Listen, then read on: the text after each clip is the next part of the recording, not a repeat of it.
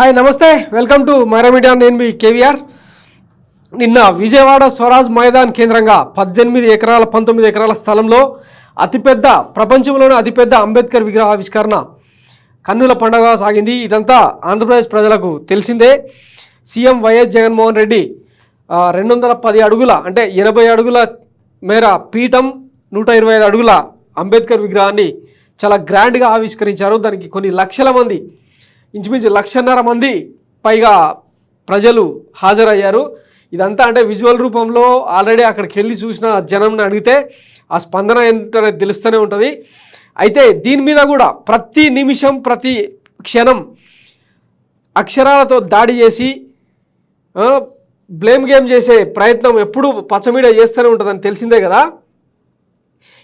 ఇంత పెద్ద పండుగను కూడా అంబేద్కర్ లాంటి మహనీయుడిని స్మరించుకుంటూ అతిపెద్ద స్మారక స్తూపాన్ని ఏర్పాటు చేసిన క్రమంలో కూడా ఈ పచ్చ మీడియా విషయం జిమ్మే రాతలు రాసింది. ఒకసారి అవేంటన్నది చూపించిన తర్వాత మనం మళ్ళీ మాట్లాడుకుందాం. ఒకసారి చూడండి. Andhrajyothi, the great Andhrajyothi. యాక్చువల్గా ఏ పత్రిక అయినా సరే, విలువలతో కూడిన పత్రికలు ఏవైనా సరే, అంటే వైఎస్ జగన్ మీద వీళ్ళకు గ్రడ్జ్ ఉండొచ్చు కాక, అది నెక్స్ట్ థింగ్. కానీ దానికి సంబంధించిన వార్తలు ఎక్కడ రాశారు చూడండి. మెయిన్ పేజీలో వాళ్ళ ప్రయారిటీ వార్తలు అన్నీ నింపిన తర్వాత శ్రీరాముడికి ఇచ్చిన వెయిటేజ్ కంటే అంబేద్కర్కి ఇచ్చిన వెయిటేజ్ ఎట్లా ఉందో ఒకసారి చూడండి. ఆ ఇచ్చిన వెయిటేజ్లో కూడా ఎట్లాంటి వార్త: అంబేద్కర్ సభలో సొంత భజన, పార్టీ ప్రచారంలా విగ్రహావిష్కరణ కార్యక్రమం, జెండాలు బ్యానర్లతో రాజకీయ రంగు, ప్రభుత్వ సొమ్ముతో జగన్ గొప్పలు, భారీగా బెజవాడకు జనం తరలింపు, ఆర్టీసీ బస్సులు పంపడంతో ప్రజలకు పాటలు, విజయవాడలో గంటల కొద్దీ ట్రాఫిక్ జామ్.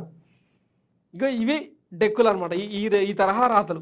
భారీగా బెజవాడకు జనం తరలింపంట. జనం అంటే స్వచ్ఛందంగా తరలి వచ్చిన జనానికి కూడా వీళ్ళు ముక్తాయింపు ఇట్లా ఉందన్నమాట.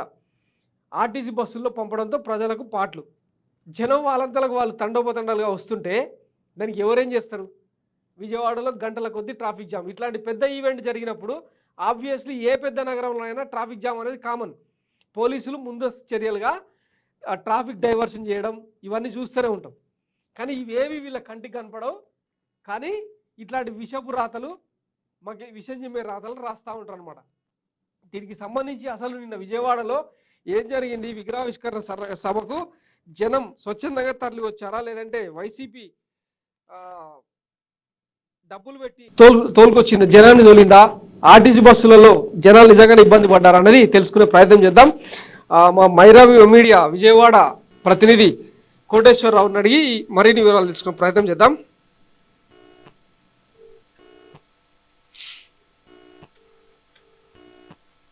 హలో హలో, నమస్తే అన్న. నమస్తే. నమస్తే అండి, నేను కేవీఆర్ని మాట్లాడుతున్నా. మనం ఇప్పుడు లైవ్లో ఉన్నాం. నిన్న విజయవాడ స్వరాజ్ మైదాన్లో డాక్టర్ బాబాసాహెబ్ అంబేద్కర్ విగ్రహావిష్కరణ సభ జరిగింది కదా. అవునండి. దానికి సంబంధించి అంటే జనం స్పందన ఎట్లా ఉండే, మీరు ఏం గమనించారు? ఎంతమంది వచ్చి ఉండొచ్చు? నిజంగా నిన్న అసలు విజయవాడలో ఒక పెద్ద పండుగ అయితే జరిగింది. ఎన్నడూ కని విని ఎరగని రీతిలో అంబేద్కర్ 125 అడుగుల విగ్రహ ఆవిష్కరణ ఉత్సవం కన్నుల పండుగ జరిగింది.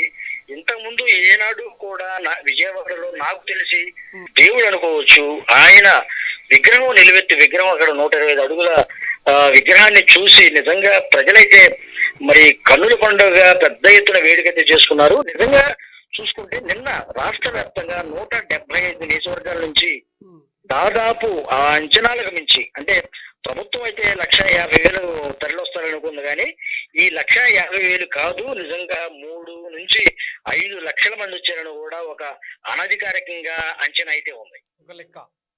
ఒక లెక్క అయితే అంచనా ఉంది. కేవీఆర్ గారు, అసలు నిజంగా నిన్న విజయవాడలో స్తంభించిపోయింది, జనజీవనం అయితే స్తంభించిపోయింది.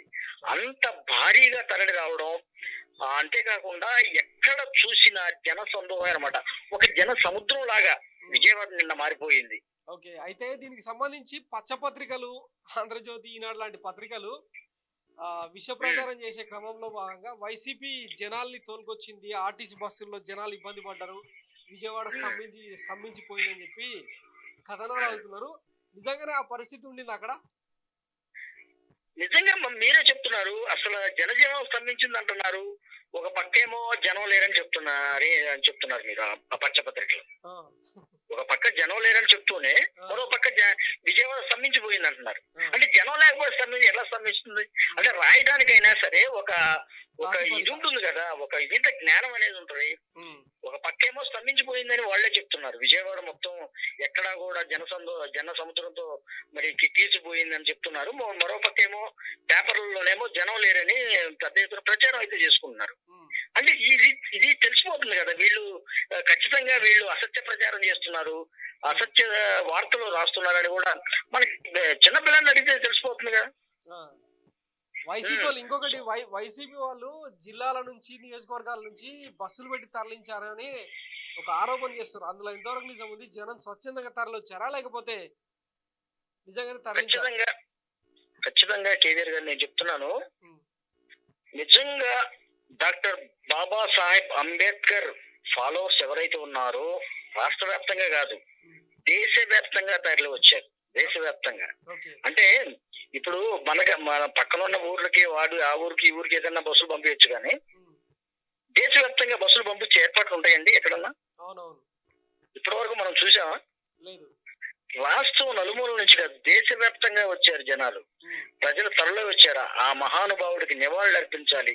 నిజంగా ఇది ఒక ప్రపంచ పర్యాటక కేంద్రంగా మారుతుంది. అంతేకాకుండా దేశంలోనే అతి పెద్ద అంబేద్కర్ విగ్రహం ఇది. ఉమ్, దేశంలో మూడవ అతిపెద్ద విగ్రహం కాగా ఉమ్, దేశంలోనే అతిపెద్ద అంబేద్కర్ విగ్రహం. yes. సో దీన్ని చూడటానికి రాష్ట్ర వ్యాప్తంగా దేశవ్యాప్తంగా తరలి వచ్చిన నేపథ్యంలో ఇది ఎవరో తీసుకొస్తే రారండి అంబేద్కర్ విగ్రహాన్ని చూడటానికి. ఉమ్, లేకపోతే డబ్బులు ఇస్తే ఇదేమి రాజకీయ పార్టీలో సమావేశం కాదు, ఇదేదో రాజకీయ నాయకుడు రాజకీయ పార్టీలో చేరే అంశం కూడా కాదు. ఉమ్, ఇది స్వచ్ఛందంగా వారి గుండెల్లో నిలుపుకున్నటువంటి అంబేద్కర్ కోసం తరలి వచ్చారు. అంతేకాకుండా జగన్మోహన్ రెడ్డి ప్రభుత్వం ఏదైతే ఉందో ఒక సాహసోపేతమైన నిర్ణయం అయితే తీసుకుంది. ఒక గట్సున్న నాయకుడు చేసిన విధంగా ఈ రోజున మరి ఒక బాబాసాహెబ్ అంబేద్కర్ కి ఈ రోజు అక్కడ ఒక విగ్రహాన్ని ఏర్పాటు చేసి ప్రతిష్టాత్మకంగా రాష్ట్ర ప్రభుత్వం ప్రతిష్టాత్మకంగా ఈ కార్యక్రమాన్ని నిర్వహించింది. దాదాపు 400 కోట్ల రూపాయల ఖర్చుతో అక్కడ మరి బాబాసాహెబ్ అంబేద్కర్ విగ్రహమే కాకుండా అంబేద్కర్ స్మృతివనంతో పాటు ఒక మినీ థియేటరు, అక్కడ ధ్యాన మందిరం, మిగతా కార్యక్రమాలు కూడా పెద్ద ఎత్తున అక్కడ ఏర్పాటు చేసింది.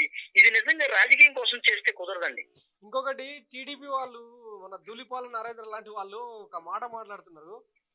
అంటే 400 కోట్లతో నిర్మించిన ఆ విగ్రహంలో అన్ని అక్రమాలే, ఈ అక్రమాలను తవ్విదీసే క్రమంలో అంబేద్కర్ విగ్రహాన్ని కూల్చేస్తాం అది అని మాట్లాడుతారు. దీని మీద జనం స్పందన ఎట్లా ఉంది? అంబేద్కర్ ను కూల్చడం కాదు కదా, అక్కడ ప్రహరీ కూడా ఒక ఇటుక కూడా తీస్తే రాష్ట్రమే కాదు దేశం కూడా భగ్గుమనే పరిస్థితుంది.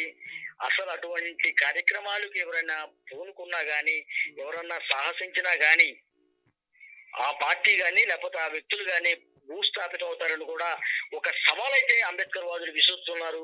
ఏదైతే నిన్న వచ్చినటువంటి ఈ వ్యాఖ్యల మీద పెద్ద సంచలనంగా మారింది. సవాల్ చేశారు కొంతమంది అంబేద్కర్ వాదులు అయితే సవాల్ చేశారు. ఏది ఒక్క చిన్న మట్టి పిల్ల తీస్తే రాష్ట్రం ఎలా ఉంటుందో ఒకసారి చూడమని కూడా పెద్ద ఎత్తున నిన్నైతే సవాల్ చేయడం కూడా జరిగింది. మనం చూసాం కూడా. ఇదే జరగబోద్ది. అక్కడ ప్రభుత్వాలు మారినా గానీ ఒక తరగని చిరునామాగా అక్కడ ఒక పుణ్యక్షేత్రంగా డాక్టర్ బాబాసాహెబ్ అంబేద్కర్ పుణ్యక్షేత్రంగా అది విలసిల్లబోతుంది. ఏ పార్టీ మారినా గానీ ఏది మారినా గానీ అక్కడ మాత్రం ఎంత పూచగా పుల్ల తీసినా గానీ చాలా పెద్ద ఎత్తున భగ్గుమనే అవకాశం కూడా ఉందని కూడా నేను సవినయంగా తెలియజేస్తున్నాను. Okay, thank you very much అండి. విజయవాడ నుంచి అంటే అక్కడ జరిగిన పరిణామాల్ని అప్డేట్ చేస్తాను. థ్యాంక్ యూ అండి. ఓకేనండి, థ్యాంక్ యూ. సో ఇది ఇప్పుడు ఆంధ్రప్రదేశ్ నుంచి ఒక మంచి లాజిక్ చెప్పిండు.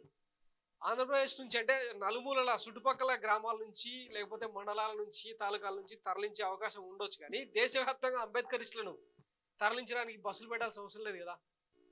ప్రతి దాంట్లో ఈగలు పీకడమే ఇదే కదా. ఇప్పుడు ఇదే పటేల్ విగ్రహం, సర్దార్ పటేల్ విగ్రహాన్ని ఎక్కడ యమునా నది తీరాల గుజరాత్లో మోడీ సర్కార్ పెట్టింది. ఎంత 2000 కోట్లు ఖర్చు పెట్టి నిర్మించారు. అతిపెద్ద ప్రపంచంలోనే అతి ఎత్తైన పటేల్ విగ్రహాన్ని నిర్మించారు.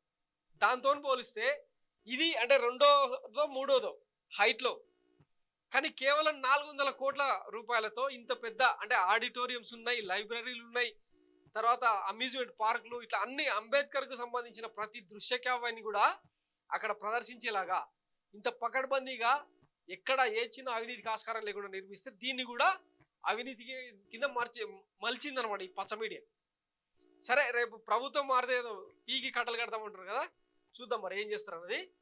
ఇంకొకటి, ఈ అంటే అంబేద్కర్ విగ్రహానికి సంబంధించి నిన్న వైఎస్ జగన్ గారు కూడా చాలా డెప్త్గా మాట్లాడినరా. ఈ పెత్తందారీలకు నచ్చని వ్యవస్థ, నచ్చని విగ్రహమే అంబేద్కర్ వ్యక్తి కూడా అని చెప్పి ఒక పెద్ద మాట మాట్లాడిండు. ఇగో అంబేద్కర్ ఆశయాలు పెత్తందారులకు నచ్చవు. నిజంగానే అంటరానితనం ఎవరైనా ఉన్నారు అంటే అది చంద్రబాబు నాయుడే. ముందు ఆయన రాష్ట్రం నుంచి తరిమేస్తే తప్ప ఆంధ్రప్రదేశ్ ప్రజలకు మంచి రోజులు రావన్నది అక్షర సత్యం. సో ఇంకొకటి, గతంలో కూడా మనం చూసినాం ఆంధ్రప్రదేశ్లో కొన్ని చోట్ల అంబేద్కర్ విగ్రహాలను పెట్టే ప్రయత్నం చేస్తే దళితులు లేకపోతే ఆయన మీద ఇంట్రెస్ట్ ఉన్న యువతను వాళ్ళ వాడల్లో అంబేద్కర్ విగ్రహాలు పెట్టే ప్రయత్నం చేస్తే వాళ్ళ మీద జులుం చేసిన దిక్కుమాల సర్కార్ చంద్రబాబుది. పోనీ వాళ్ళ మీద ఏమైనా కేసులు పెట్టి లోపలేసి ఆ విగ్రహాలు పెట్టే వాళ్ళను కొట్టి అడ్డుకున్న నిందితులను ఎవరైనా లోపలేసి చర్యలు తీసుకున్నారంటే అది కూడా లేదు. ఇది అంబేద్కర్కు చంద్రబాబు నాయుడు ఇచ్చిన నివాళి అన్నమాట. సో ఆంధ్రప్రదేశ్ ప్రజలు గమనించాలి. ఇది Myra media exclusive report. Thanks for watching Myra media. నేను మీ KVR signing off. Thank you.